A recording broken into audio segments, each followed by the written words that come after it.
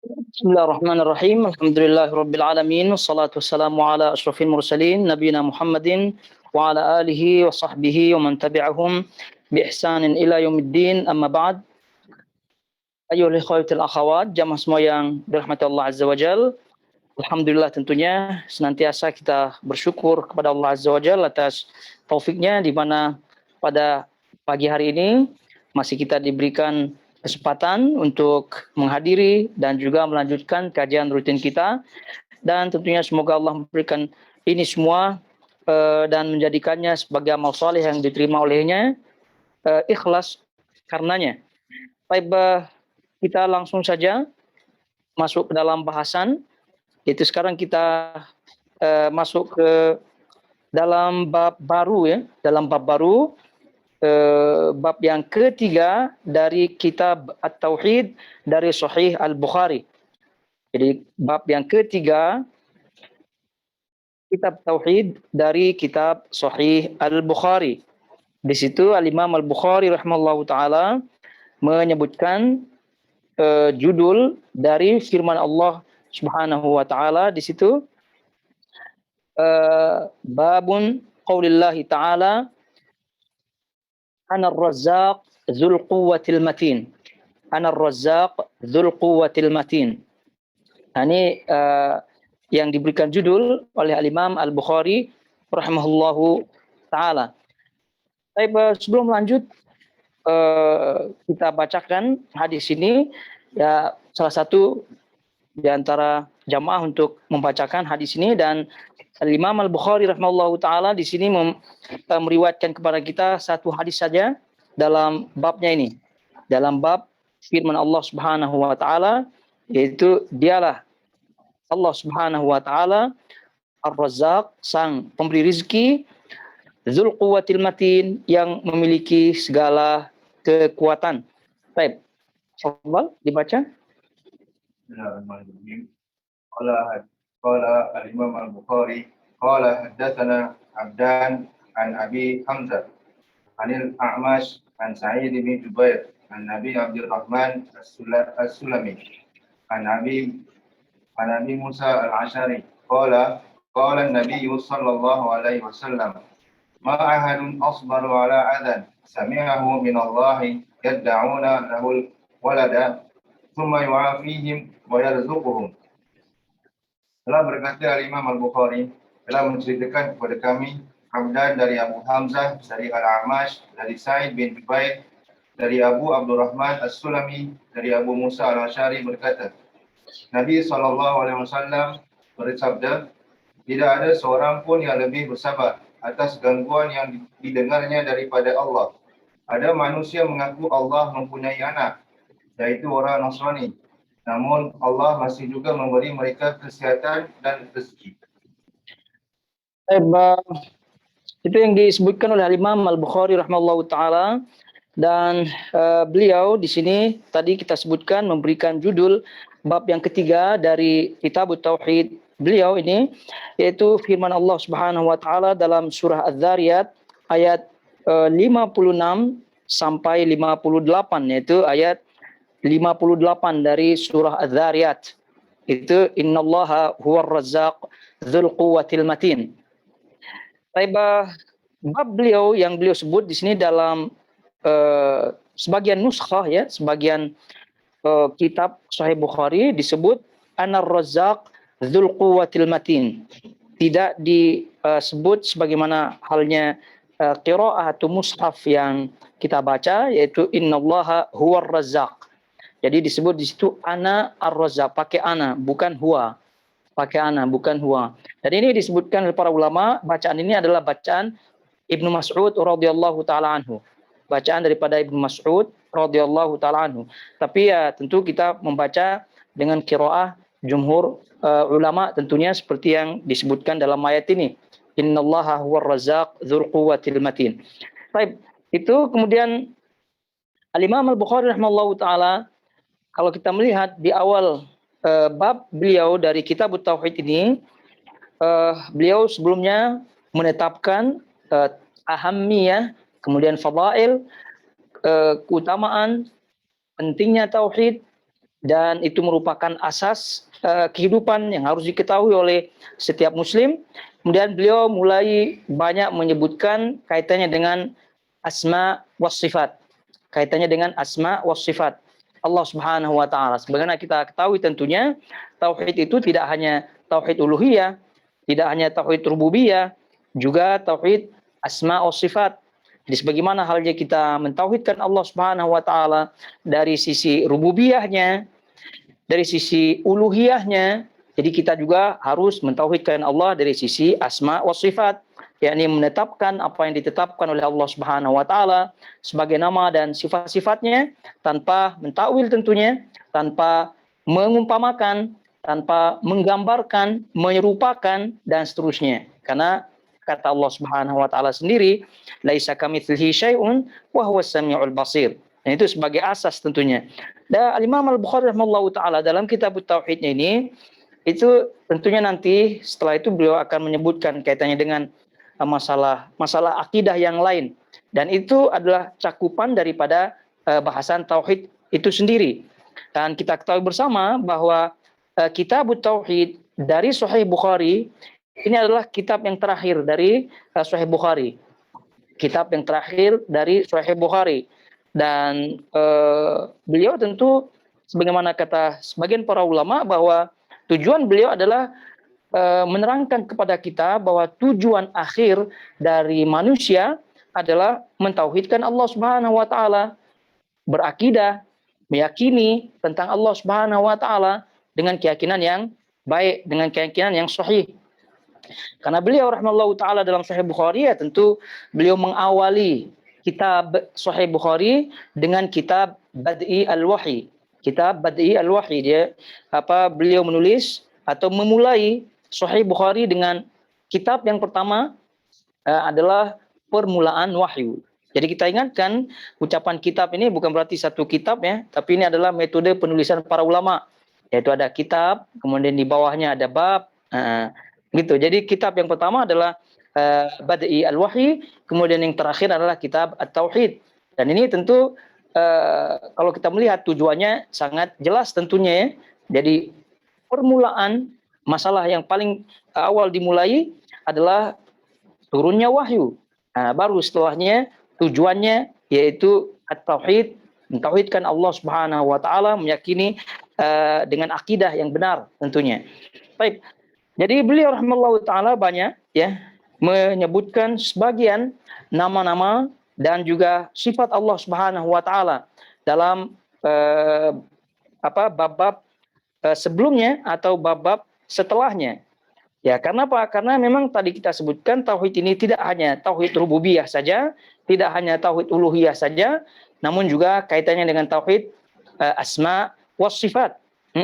Tauhid asma was sifat. Jadi beliau ingin sampaikan kepada kita semua bahwa Allah Subhanahu wa taala memiliki nama-nama dan sifat-sifat. Memiliki nama-nama dan sifat-sifat yang tentu harus ditetapkan dengan cara yang benar sebagaimana yang tadi kita sebutkan. Baik. Jadi beliau rahimahullahu taala di sini menyebutkan bab tadi, innallaha huwar razzaq dzul quwwatil matin, dialah yang memberi rezeki, yang memiliki segala kekuatan. Nah, kalau kita melihat, jadi sebelum kita masuk pada hadis ini, jadi dalam ayat ini, surah Az-Zariyat ini tadi kita sebutkan, itu mengandung atau menyebutkan 3 nama Allah Subhanahu wa taala. 3 nama Allah Subhanahu wa taala. Jadi di situ ada innallah, ya tentu Allah di situ adalah nama Allah Subhanahu wa taala. Kemudian Ar-Razzaq adalah nama Allah Subhanahu wa taala, kemudian Dzul Quwwati Al-Quwwah, kemudian Al-Matin. Jadi kalau boleh kita sebut 4 juga. Ya, jadi Allah, Ar-Razzaq, Dzul Quwwah, kemudian Al-Matin. Nah, jadi di situ nama Allah Subhanahu wa taala, dan ayat ini kalau kita melihat ini nama Allah Subhanahu wa taala Ar-Razzaq. Ar-Razzaq disebut oleh Allah Subhanahu wa taala sebagai namanya itu dalam ayat ini saja disebut. Jadi hanya satu dalam Al-Qur'an yang menyebutkan Ar-Razzaq. Begitu juga dengan Al-Matin. Begitu juga dengan Al-Matin sebagai nama Allah, itu pun satu-satunya di dalam ayat yang disebutkan oleh Allah sebagai namanya, Al-Matin. Baik. Nah, ini tentunya tadi kita sebutkan menunjukkan Al-Imam Al-Bukhari rahimahullahu taala menetapkan nama-nama Allah Subhanahu wa taala. Tidak seperti sebagian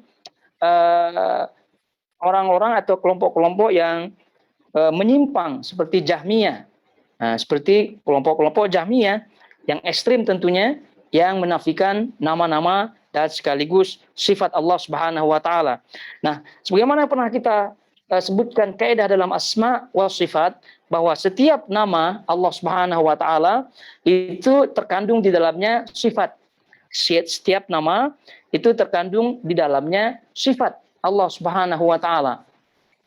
Kemudian di dalam memahami nama Allah Subhanahu wa taala, kita ingatkan juga kita memakai kaidah ad-dilalat, ya, kaidah ad-dilalah, yaitu penunjukan makna daripada sebuah kata.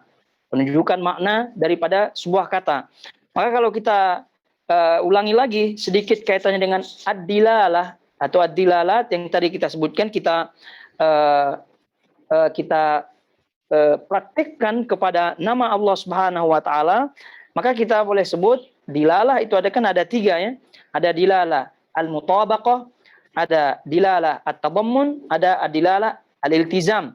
Nah, ini ketiga dilalah ini berlaku kepada atau bisa bisa dipraktikkan kepada nama Allah Subhanahu wa taala. Kalau tidak, dilalah ini bisa dipraktikkan secara umum dalam bahasa keseharian kita. Namun kita lihat juga dilalah yang tiga ini berlaku kepada nama-nama Allah Subhanahu wa taala. Jadi nama Allah Subhanahu wa taala tadi kita sebutkan, kalau kita lihat dari segi dilalah al-mutabaqah, mutabaqah maknanya yang tepat, yang sesuai. Jadi kalau kita sebut Ar-Razzaq, maknanya itu Ar-Razzaq mutabaqah dengan nama Allah Subhanahu wa taala. Yaitu kalau disebut Ar-Razzaq, Ar-Rahman, Al-Matin, dan seterusnya, Dzul Quwwah, dan seterusnya dari nama Allah Subhanahu wa taala, dari segi dilalah al-mutabaqah, yaitu dilalah yang menunjukkan nama Allah Subhanahu wa taala, itu Ar-Razzaq sinonim daripada Allah Subhanahu wa taala, maknanya mutabiq, sesuai dengan Allah Subhanahu wa taala. Kemudian kalau kita melihat dilalah at-tadammun, tadammun yaitu cakupan daripada nama Allah Subhanahu wa taala. Jadi kalau kita menyebut Ar-Razzaq, jadi tadi Ar-Razzaq nama Allah Subhanahu wa taala, dan nanti kita akan sebutkan makna yang disebutkan oleh para ulama, apa perbedaannya dengan Ar-Raziq atau Ar-Razzaq ini. Jadi Ar-Razzaq nama Allah Subhanahu wa taala, kalau dilihat dari sisi dilalah at-tadammun, maka dia mengandung sifat Allah Subhanahu wa taala yang yaitu memberi rizki, yaitu yang memberikan rizki. Jadi sama juga dengan Ar-Rahman. Ar-Rahman, jadi kalau kita melihat mutabaqahnya, maka Ar-Rahman ini mutabiq dengan Allah Subhanahu wa taala. Kalau kita lihat tadammunnya, maka Ar-Rahman mengandung sifat rahmat bagi Allah Subhanahu wa taala. Nah, tadi kita sebutkan satu lagi, yaitu dilalah al-iltizam, yaitu konsekuensi. Iltizam yaitu konsekuensi dari nama dan sifat yang dikandung oleh nama Allah Subhanahu wa taala tersebut di luar kandungan asli dari atau di luar kandungan yang ditunjukkan oleh nama tersebut, tapi berkonsekuensi. Jadi kalau kita menyebut Ar-Razzaq, jadi tadi kita Ar-Razzaq mutabaqahnya Allah Subhanahu wa taala. Ar-Razzaq tadammunnya Allah yang memberi rezeki. Iltizamnya bagaimana? Ya, banyak sifat-sifat Allah dan nama-nama Allah yang lainnya dari segi konsekuensi. Maha hidup, maha kaya. Kemudian Al-Matin juga, semuanya. Jadi nama-nama Allah yang lain di luar nama yang kita sebutkan itu mengait satu sama lainnya dengan nama Allah Subhanahu wa taala yang ditunjukkan oleh dilalatul iltizam namanya. Jadi ini tiga dilalah ini untuk memahami nama-nama Allah Subhanahu wa taala. Kalau tidak, tiga dilalah ini juga boleh dipakai untuk memahami kata-kata yang lainnya, terutama dari segi usul, ya, usul fiqh dan seterusnya. Baik. Jadi tadi kita sebutkan innallaha huwar razzaq dzul quwwatil matin. Jadi tadi nama Allah di sini ada Allah, menunjukkan sifat uluhiyah Allah Subhanahu wa taala, dan ini adalah yaitu nama inti, kalau boleh disebut nama inti daripada asma Allah Subhanahu wa taala. Dan itu adalah salah satu di antara nama Allah Al-A'zam, sebagaimana yang disebutkan oleh sebagian ulama, bahwasanya Ismullah Al-A'zam di antaranya disebutkan Allah, di antaranya disebutkan Rabb, di antaranya disebutkan Ya Hayyu Ya Qayyum. Baik, itu kemudian selanjutnya Ar-Razzaq di sini tadi dah kita sebutkan melihat memaknainya dilihat dari segi tiga dilalah tadi. Kemudian Ar-Razzaq ini kata para ulama ini Allah Subhanahu wa taala menyebutkan dirinya dalam bentuk isim atau bisighati al-mubalaghah, sighah al-mubalaghah. Jadi dalam bahasa Arab ini ya kata-kata yang dipakai atau kata-kata di dalamnya itu kalau belajar bahasa Arab itu banyak jenis-jenisnya. Ada namanya at-tafdil yang menunjukkan keutamaan, kelebihan, ada yang menunjukkan mubalaghah yang berlebihan, yang menunjukkan mubalaghah. Jadi sighah fa'al. Jadi sighatul fa'al ala wazni fa'al. Jadi sini ala wazni fa'al yaitu Razzaq. Ya, ini berarti dari sisi penamaan sighah atau penamaan bentuk katanya saja kita sudah agak-agak maknanya ya. Ini sighal mubalaghah yaitu bentuk yang menunjukkan mubalaghah, mubaligh yaitu berlebihan. Oleh itu tidak heran di antara para ulama menyebutkan Ar-Razzaq maknanya adalah katsir. Katsirul ata. Maknanya adalah banyak memberi karena memakai sighah al-mubalaghah. Karena kalau kita melihat nama Allah Subhanahu wa taala yang mengandung sifat memberi rizki itu tidak hanya Ar-Razzaq, tapi Allah juga Ar-Raziq. Kan? Ar-Raziq. Tapi Ar-Raziq tidak seperti Ar-Razzaq. Ar-Raziq tidak seperti Ar-Razzaq. Yaitu kalau Ar-Raziq memberi, tapi Ar-Razzaq itu banyak memberi. Nah, dan juga Ar-Razzaq, ini kata para ulama, karena ini merupakan sighah al-mubalaghah, maka sighah al-mubalaghah ini itu menunjukkan dua makna atau salah satu di antara keduanya. Yang pertama adalah sighah mubalaghah menunjukkan sifat al-mulasiq, yaitu sifat yang melekat pada orang atau profesi atau pada kata yang menggunakan sighah al-mubalaghah. Ya, contoh dalam keseharian kita tukang kayu ya. Tukang kayu itu namanya najjar. Najjar. Tukang besi itu namanya haddad. Najjar, haddad. Itu kalau kita lihat wazannya, timbangan fiilnya atau timbangan kata-katanya sama, fa'al, najjar, haddad, fa'al. Gitu juga Razzaq, fa'al, sama. Nah, tadi kita sebutkan sighah al-mubalaghah ini salah satu mengandung dua unsur makna tadi, yaitu menunjukkan sifat yang melekat padanya. Jadi kalau kita sebut najjar, tukang kayu, apa sifat yang melekat padanya? Artinya ketika orang itu menyebut najjar, maka apa bayangan dalam pikiran orang itu? Oh, berarti pikirannya banyak kayu-kayu di situ ya. Ahli begitu, membuat pintu, ahli membuat itu. Itu adalah sifat yang melekat pada dirinya. Begitu juga dengan haddad, tukang besi. Jadi kalau kita sebut haddad, tukang besi, dalam pikiran kita terbayang besi-besi, pandai besi, dan seterusnya. Itu tidak. Menunjukkan itu adalah sifat yang mulazim atau mulasik, yang menempel padanya, yang tidak bisa pisah. Nah, yang tidak boleh pisah darinya. Jadi tidak mungkin ada orang yang menyebutkan najjar atau haddad, tukang besi, tukang kayu, lalu memikirkan tukang ikan. Tidak mungkin. Ya, karena memang itu adalah sifat yang melekat padanya. Nah, begitu. Jadi berkaitan dengan Allah Subhanahu wa taala juga demikian. Maknanya Ar-Razzaq, ketika orang itu menyebut Ar-Razzaq, mana dalam bayangannya Allah itu Maha Pemberi. Dalam bayangannya Allah Subhanahu wa taala itu Maha Kaya. Selalu memberi. Gitu. Ini makna daripada sighah al-mubalaghah namanya. Kemudian yang kedua adalah sighah al-mubalaghah tadi kita pernah isyaratkan, yaitu menunjukkan katsir. Yaitu menunjukkan banyak aktivitas yang berkaitan dengan nama tersebut. Yaitu Allah Subhanahu wa taala di sini Ar-Razzaq, yaitu banyak memberikan rezeki, banyak memberikan rezeki, selalu.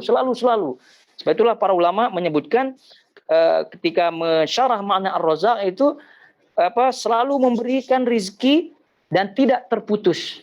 tidak terputus, selalu memberikan rezeki dan tidak terputus. Nah, tidak putus-putusnya.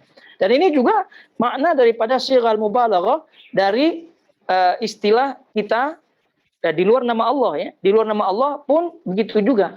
Begitu juga. Contoh tadi balik-balik lagi An-Najjar, apa tadi? Haddad gitu. Nah, sifat yang melekat adanya profesinya itu, betul tidak?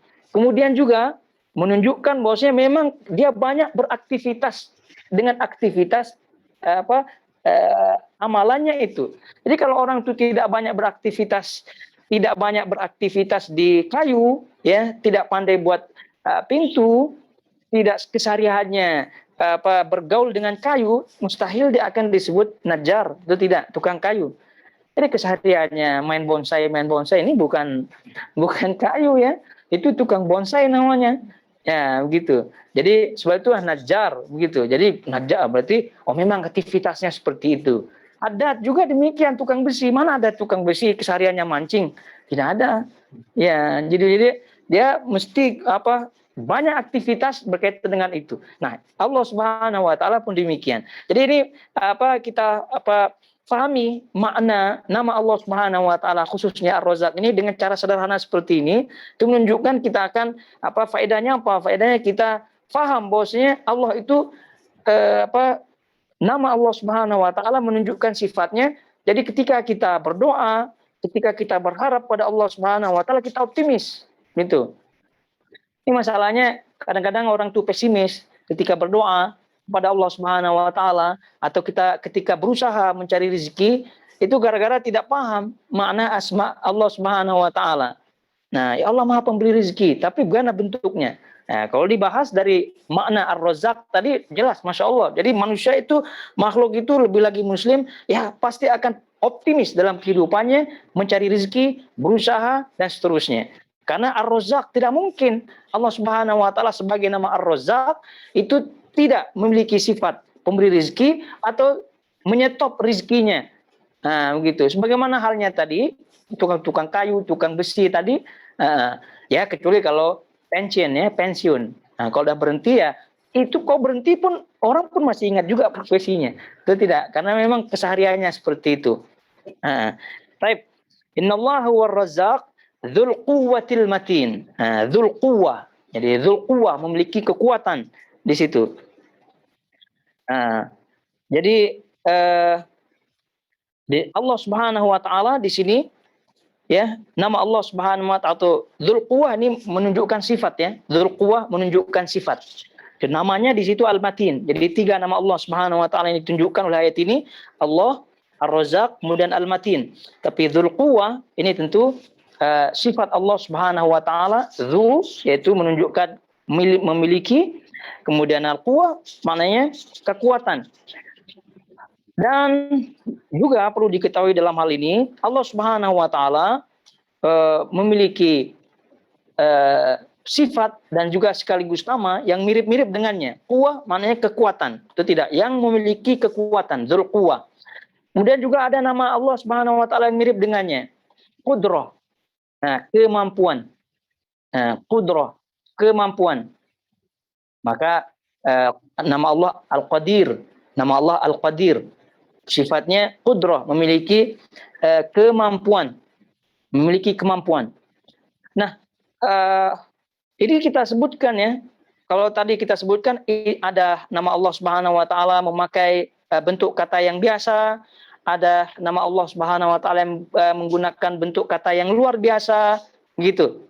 Apakah yang tidak biasa ini menunjukkan kurang daripada yang luar biasa atau bagaimana? Jadi ini tentu kita ingat ya. Jadi kathratu al-asma ya wa kathratu sifat. Jadi banyaknya nama dan juga banyaknya sifat itu menunjukkan kemuliaan. Ya, menunjukkan kemuliaan, menunjukkan kesempurnaan. Jadi itu satu sama lainnya, nama-nama Allah Subhanahu wa taala ini berkait satu sama lainnya.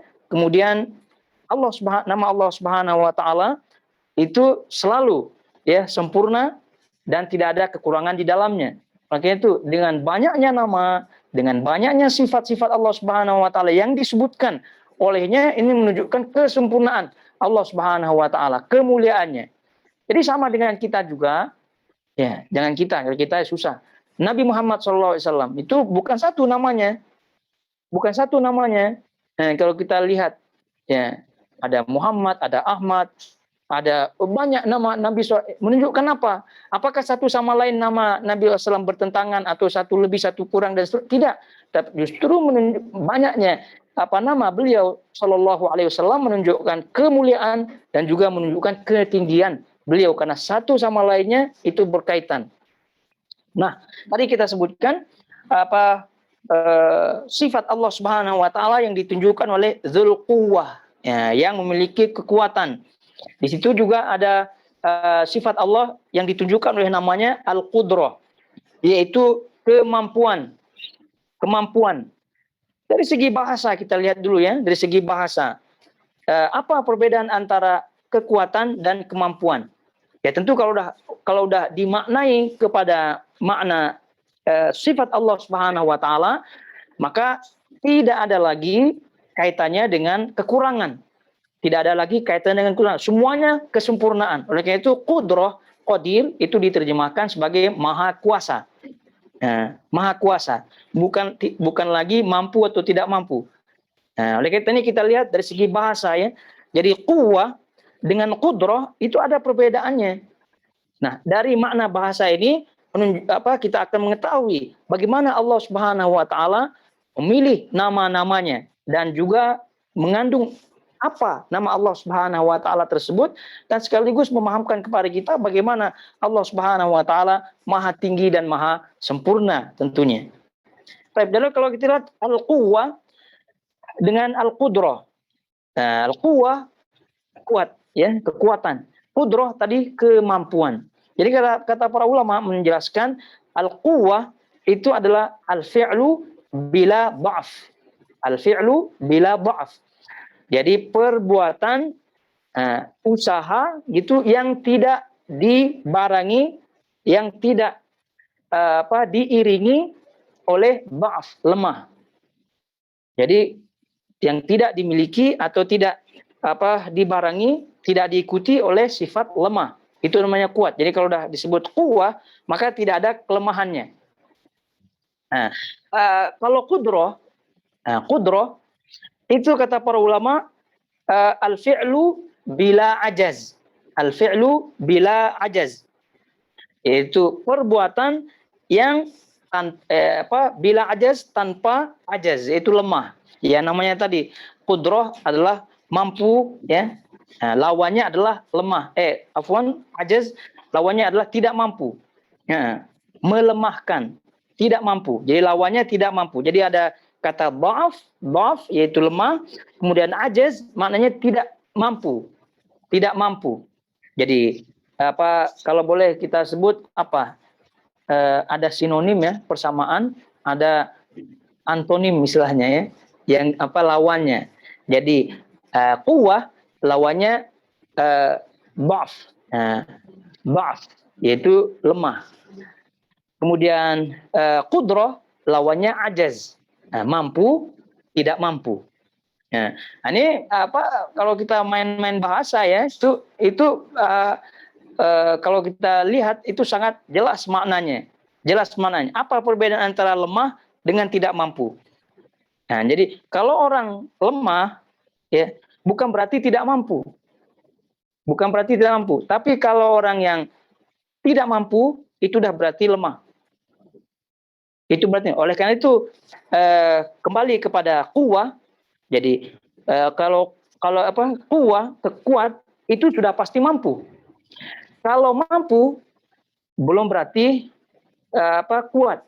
Nah, jadi kalau kita mana-mana dilihatlah, ya, dilihat dari lawannya pun kita pahami, dilihat dari kata asalnya yang kita lihat di sini pun kita akan pahami. Jadi kalau kita lihat quwwah, kalau seorang itu kuat, maka dia pasti mampu. Kalau orang itu mampu, belum tentu kuat. Nah, begitu sebaliknya. Kalau orang itu lemah, bukan berarti dia tidak mampu.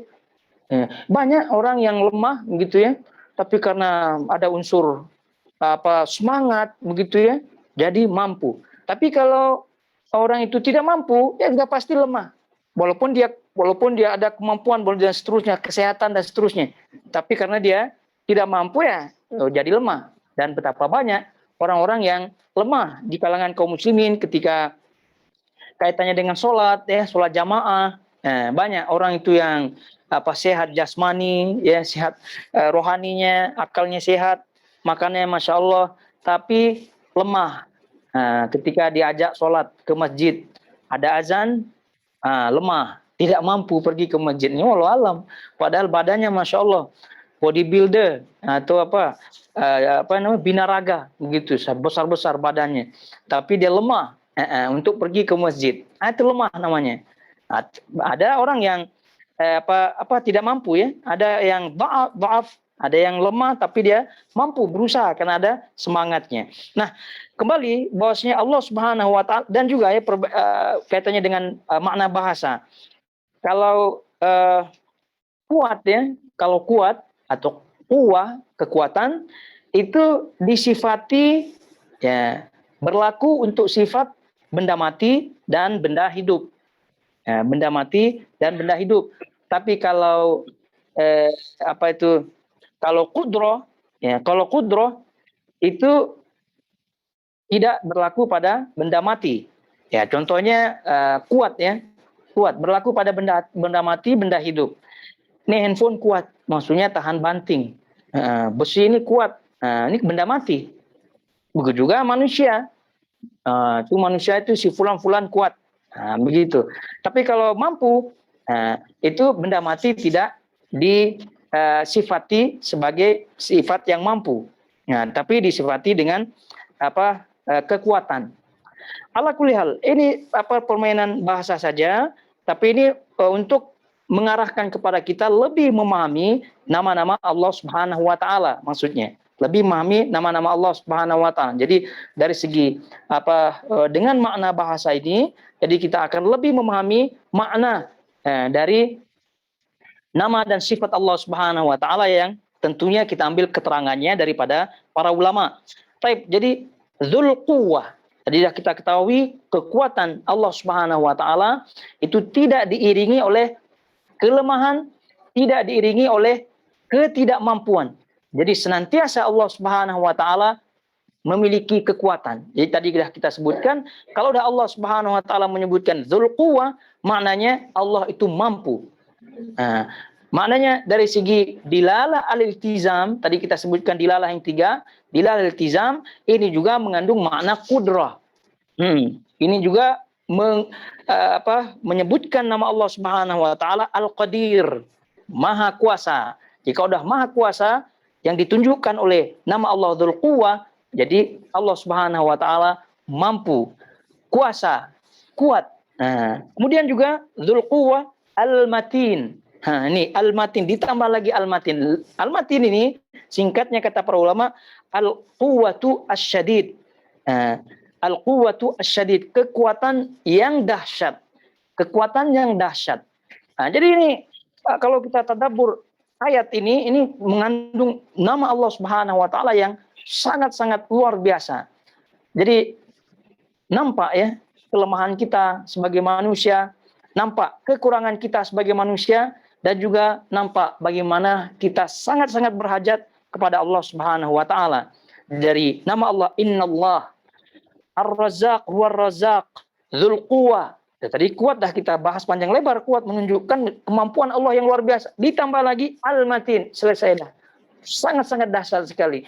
Jadi oleh karena itu manusia ada tidak celah sombongnya kira-kira kalau kita pahami ayat dari nama Allah Subhanahu. Tidak ada. Begitu. Bagaimanapun kayanya Anda sebagai manusia, kita juga manusia, ya. Tidak ada celahnya untuk sombong. Tidak ada. Kaya, kemudian tinggi jabatannya dan seterusnya, tidak ada. Karena ini Allah Subhanahu wa taala ini Innallah war Razzaq. Jadi Allah menyebutkan dirinya Ar-Razzaq, balik kepada Ar-Razzaq tadi. Jadi Ar-Razzaq ini katsir al-ata, banyak memberi. Oleh karena itu Ar-Razzaq ini tidak boleh dinamakan makhluk dengannya, tidak boleh. Karena ini memakai sifat mubalaghah. Sama dengan Ar-Rahman, pernah kita sebutkan Ar-Rahman. Ini juga Rozak, tidak boleh namakan anak atau kawan atau siapa Rozak, tidak boleh. Bagaimana dengan Razik? Razik kan nama Allah juga, tapi karena dia tidak memakai mubalaghah yang tadi berlebihan, jadi boleh dinamakan Razak dalam arti dari segi makna bahasa.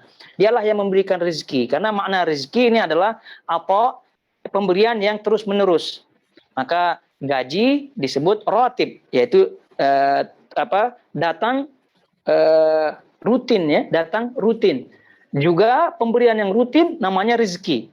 Pemberian yang rutin selalu diberi itu namanya rezeki. Sehingga siapa saja yang memberikan sesuatu atau memberikan hewannya makanan atau memberikan siapa bantuan secara rutin, maka dia razik. Dia telah memberikan rezeki. Rezeki mana yang berkesinambungan.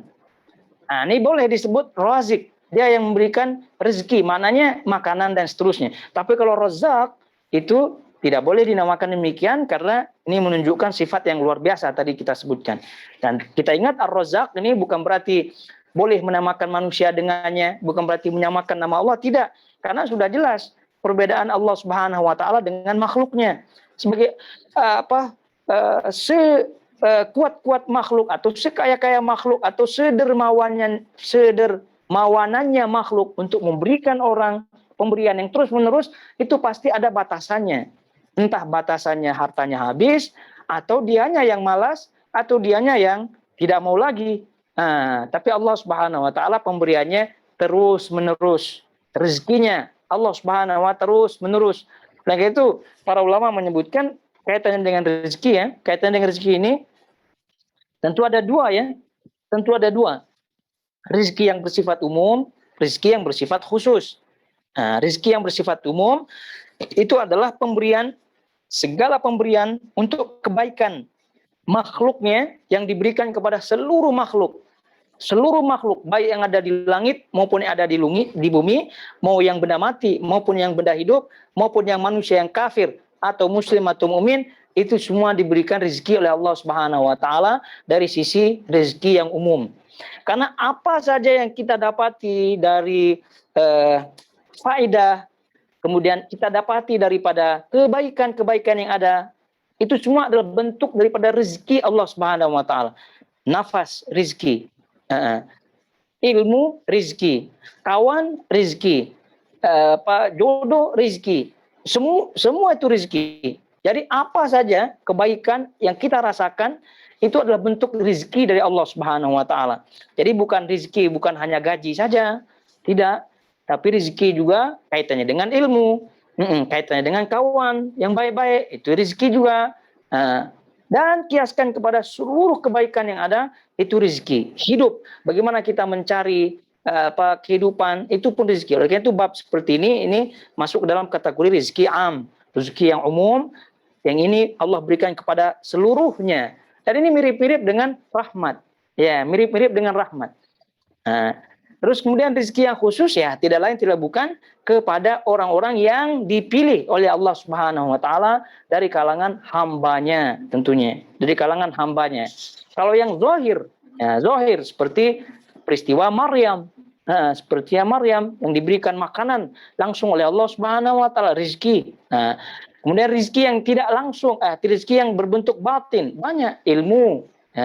Kemudian pertolongan, itu semua adalah bentuk rezeki Allah Subhanahu wa taala kepada orang-orang yang khusus. Dan semoga Allah Subhanahu wa taala menjadikan kita sebagai orang-orang yang khusus yang memberikan atau yang mendapatkan rezeki darinya Rabbul Alamin. Baik, kemudian kita lihat di sini masuk ke dalam hadisnya. Qala Imam Al-Bukhari rahimahullahu taala, qala haddatsana Abdan an Abi Hamzah an Al-A'mash عن سعيد بن جبير عن أبي عبد الرحمن السلمي عن أبي موسى الأشعري قال قال النبي صلى الله عليه وسلم ما أحد أصبر على أذى سمعه من الله يدعون له الولد ثم يعافيهم ويرزقهم. Ini hadis, kalau sanadnya kita sebutkan dah pas checkpoint, ya, dah lulus checkpoint semuanya ini. Jadi kita lihat perawi daripada sahabat Nabi SAW yang meriwayatkan hadis ini. Ini hadis disebut, ya, hadis kita sebut hadis Abi Musa al-Asy'ari. Sebagaimana halnya hadis-hadis sebelumnya kita nisbatkan itu kepada sahabat yang meriwayatkannya. Ini hadis Abi Musa al-Asy'ari. Abu Musa al-Asy'ari ini tentu sahabiyun masyhurun jalilun. Jadi masyhur dan mulia, dan juga sahabat dari kalangan termasuk ulama di kalangan para sahabat. Abu Musa, kalau kita lihat Abu Ummu ini berarti kunyah ya. Namanya adalah Abdullah bin Qais. Namanya adalah Abdullah bin Qais bin Sulaim. Abdullah bin Qais bin Sulaim al-Asy'ari. Al-Asy'ari ya, tentu ini kabilah beliau. Dan tentu sirah atau biografi beliau ini banyak ditemukan ya. Kita temukan di kitab-kitab para ulama, selanjutnya di artikel-artikel banyak beliau sebutkan. Salah satu yang terkenal adalah beliau ini memiliki suara yang sangat bagus sekali. Sehingga Nabi SAW menyebutkan laqad u'tiya min mizmaran min mazamir ala Daud. Sungguh dia, kata Nabi SAW, itu diberikan mizmar, yaitu seruling dari suara seruling-seruling Nabi Daud. Maknanya bukan seruling betul-betul, tapi suara yang indah, sebagaimana halnya Daud ya memiliki suara yang indah ketika melantunkan Al-Qur'an. Kemudian beliau juga seorang sahabi yang ikut hijrah ke Habasyah, ke Ethiopia bersama Ja'far. Bersama Ja'far pada waktu itu, dan beliau balik bersama beliau juga pada perang Khaybar. Kemudian beliau radhiyallahu ta'ala anhu ringkasnya meninggal dunia pada tahun 2 atau 44 Hijriah. Ada yang menyebutkan beliau meninggal di Mekah, ada yang menyebutkan beliau meninggal di Kufah. Radhiyallahu ta'ala anhu. Baik, itu dia Abu Musa al-Asy'ari. Kemudian beliau mengatakan qala Nabi sallallahu alaihi wasallam. Dan ini tentu hadis marfu ya, langsung disebutkan kepada Nabi sallallahu alaihi wasallam. Kalau tidak, maka hadis mauquf namanya, hanya stop di sahabat Nabi sallallahu alaihi wasallam saja. Maka disebut hadis mauquf, bukan lagi hadis marfu. Baik, Nabi SAW bersabda, tidak ada seorang pun yang lebih bersabar atas gangguan yang didengarnya daripada Allah. Ada manusia mengaku Allah mempunyai anak, yaitu Nasrani, namun Allah masih juga memberi mereka kesehatan dan rezeki. Ini poinnya adalah Allah masih memberikan dia rezeki kalau melihat ayat di atas. Namun kita lihat di sini banyak tentunya sifat-sifat Allah Subhanahu wa taala yang menurut Ahlus Sunnah wal Jamaah itu disifati Allah Subhanahu wa taala dengan tetap berdasarkan kaidah laisa kamitslihi syai'un wa huwas samiul basir. Baik. Jadi kalau kita lihat di sini Nabi SAW bersabda, dan ini tidak diragukan lagi, ini adalah hadis riwayat Imam Bukhari sahih. Jadi ini adalah ditetapkan nama Allah Subhanahu wa taala di situ. Baik, di sini ma'ahadun asbaru. Di sini Nabi SAW bersabda, tidak ada seorang pun yang lebih bersabar atas gangguan yang didengarnya. Ini tentu kalau kita lihat tidak ada seorang pun yang lebih sabar. Berarti di sini ada sifat yang diberitakan oleh Rasulullah SAW kepada kita, bahwasanya Allah Subhanahu wa taala memiliki sifat sabar. Memiliki sifat sabar. Namun lagi-lagi, apakah kesabaran? Apakah dengan kita menetapkan Allah itu sabar, lalu dengan itu kita disebut menyerupakan Allah dengan makhluknya, karena makhluknya juga bersifat sabar? Tentu tidak demikian. Karena dilihat dari segi hakikatnya. Bahasanya mungkin sama, sabar, tapi hakikatnya tidak demikian. Karena kalau makhluk, kesabarannya terbatas, satu. Kesabarannya ada sebab-sebabnya. Ya, sebab-sebabnya mungkin saja karena dia tidak mampu melawan, tidak mampu, tidak kuasa, gitu. Kemudian juga sabarnya makhluk itu ada batasannya tadi kita sebutkan, tapi Allah Subhanahu wa taala itu kesabarannya tidak terbatas. Kesabarannya tidak terbatas. Nah, kemudian berkaitan dengan apakah Allah Subhanahu, kalau sifat ini tidak para ulama sepakat semua bahwasanya Allah memiliki sifat sabar ini dengan cara tidak ditakwil. Namun apakah Allah Subhanahu wa taala namanya As-Sabur? As-Sabur. Nah, jadi tidak disebutkan dalam Al-Qur'an. Oleh karena tidak disebutkan dalam Al-Qur'an, maka ini khilaf di antara para ulama. Ada yang menetapkan nama Allah itu As-Sabur, ada yang tidak. Nah, namun yang rajih wallahu ta'ala itu ditetapkan nama Allah Subhanahu wa taala As-Sabur. Nah, ini berdasarkan tentu dari hadis-hadis Nabi SAW yang para ulama berbeda pendapat, yaitu ada yang mensahihkan, ada yang mendhaifkannya. Nah, ala kulli hal.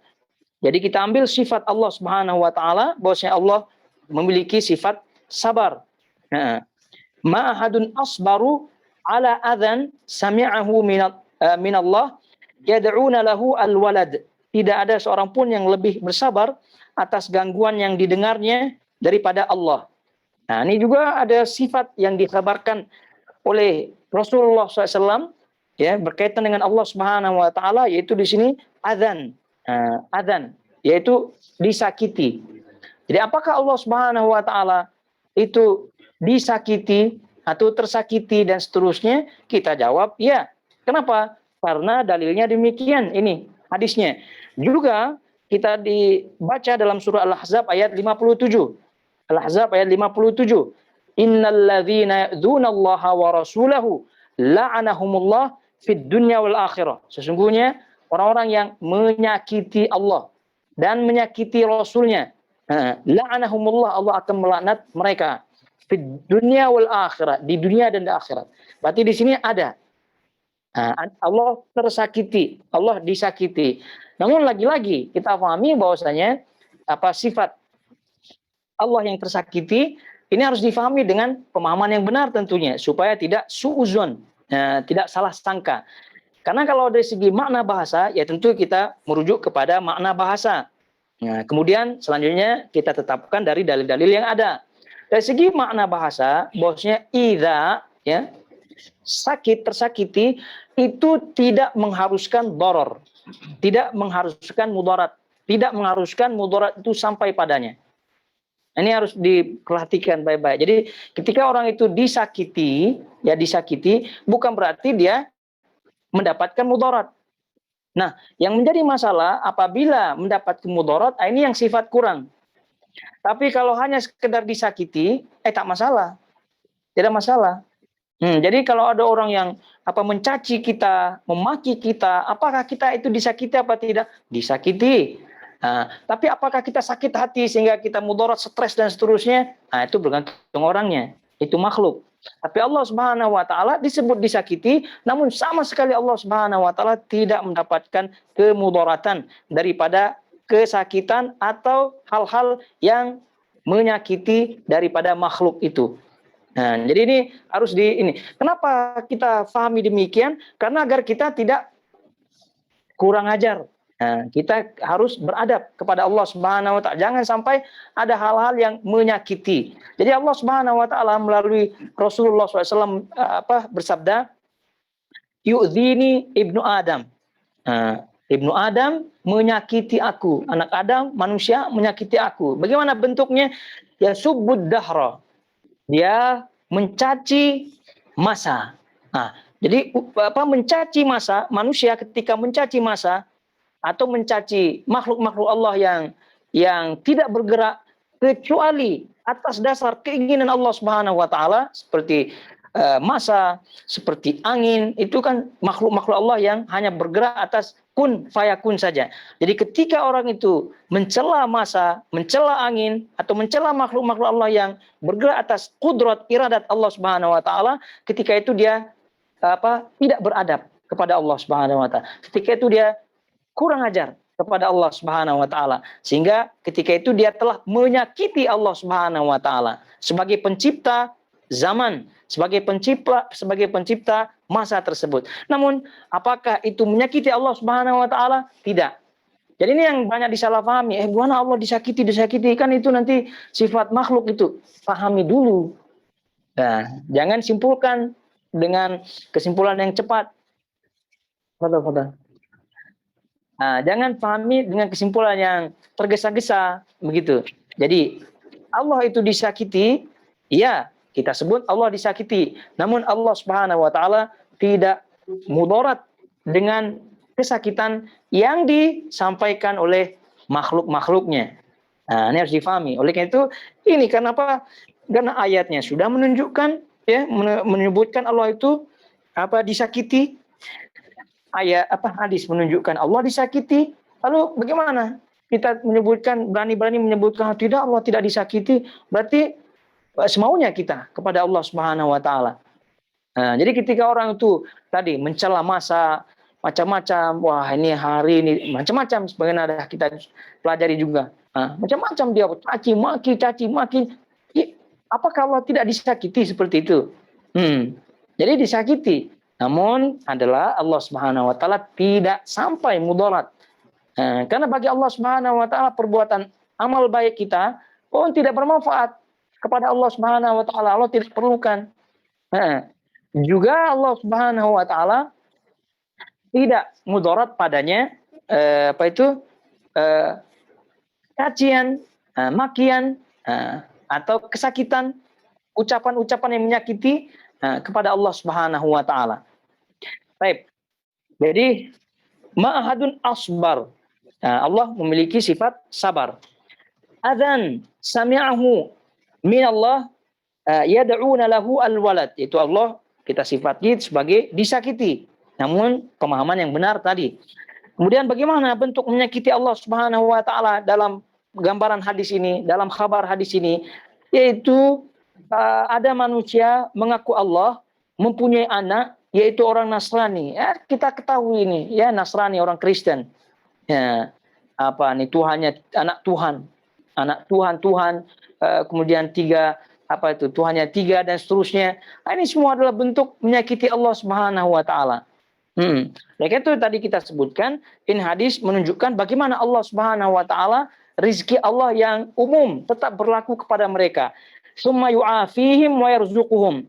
Namun demikian Allah disakiti, Allah tetap memberikan mereka afiah, kesehatan, kelangsungan hidup, malah diberikan kekayaan malah.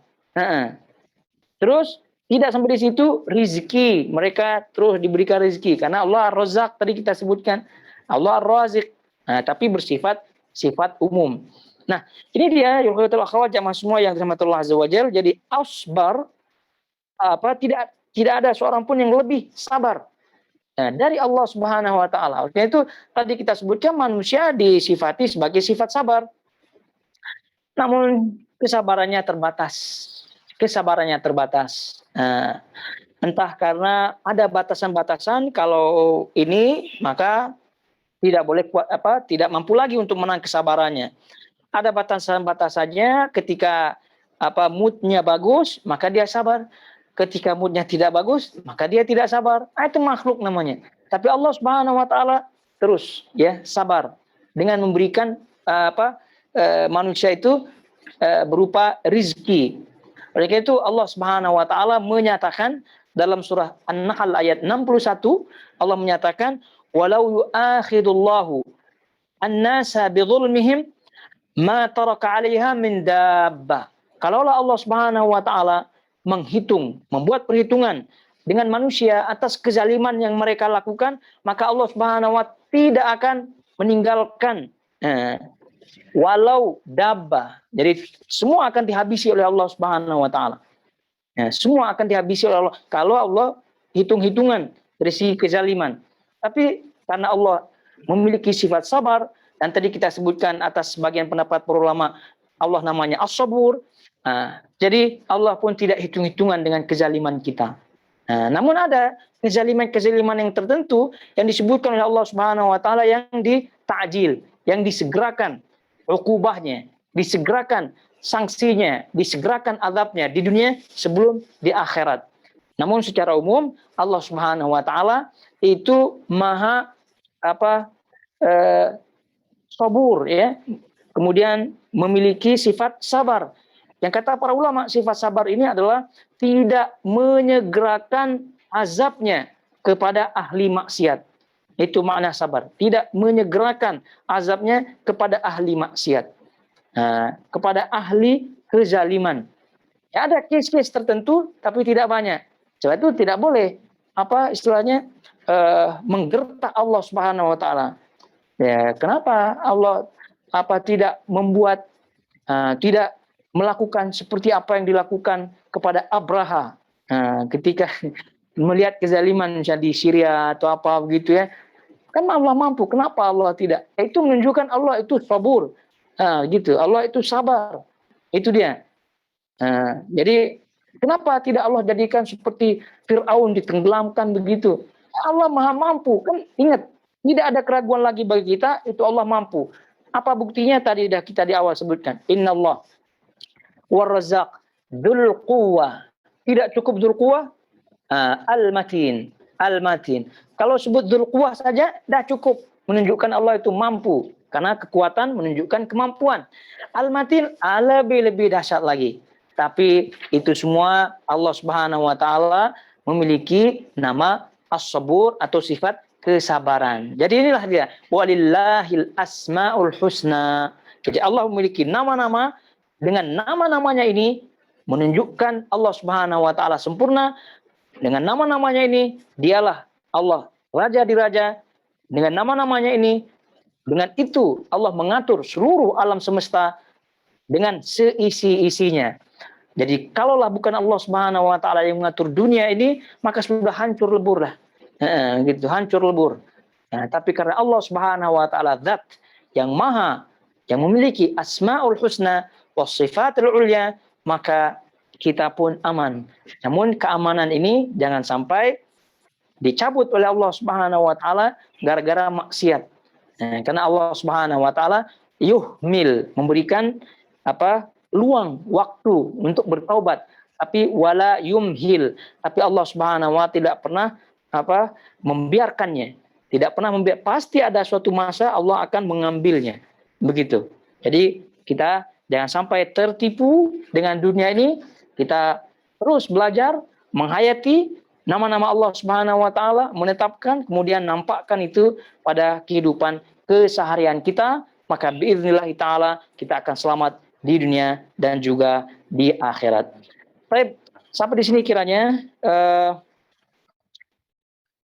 halaqah kita pada hari ini membahas satu bab dan satu hadis. Maka insya Allah kita akan lanjutkan pada pertemuan berikutnya, bab berikutnya dan hadis berikutnya. Nah, Assalamualaikum Ustaz. Assalamualaikum. Apakah bahasan ini sama dengan nama Al-Qawi seperti di ayat Wahwal Qawi Al-Aziz? Wahwal Qawi Al-Aziz. Ya. Jadi Asy-Syura ayat 19. Jadi na'am sama. Al-Qawi. Nama Allah Al-Qawi. Tapi kalau tadi Dzul Quwwah itu menunjukkan sifatnya. Dzul Quwwah. Namanya Al-Qawi. Nama Allah Al-Qawi. Kemudian sifatnya ditunjukkan dengan Dzul Quwwah. Memiliki kekuatan. Jadi bahasanya sama. Al-Quwwah. Kemudian digandengkan nama Al-Aziz. Al-Aziz ini menunjukkan kekuatan Allah Subhanahu wa taala itu pada tempatnya. Kekuatan Allah Subhanahu wa taala maha tinggi, kekuatan Allah Subhanahu wa taala tidak ada yang di atasnya, kekuatan Allah Subhanahu wa taala maha mulia, kekuatan Allah Subhanahu wa taala tidak pernah menzalimi seorang pun. Nah, itu dia. Jadi bahasanya sama. Nah, wa jazakallahu khairan wa barakallahu fikum. Baik. Kiranya sampai di sini. Subhanakallahumma bihamdik asyhadu an la ilaha illa anta astaghfiruka wa atubu ilaik. Wassalamualaikum warahmatullahi wabarakatuh.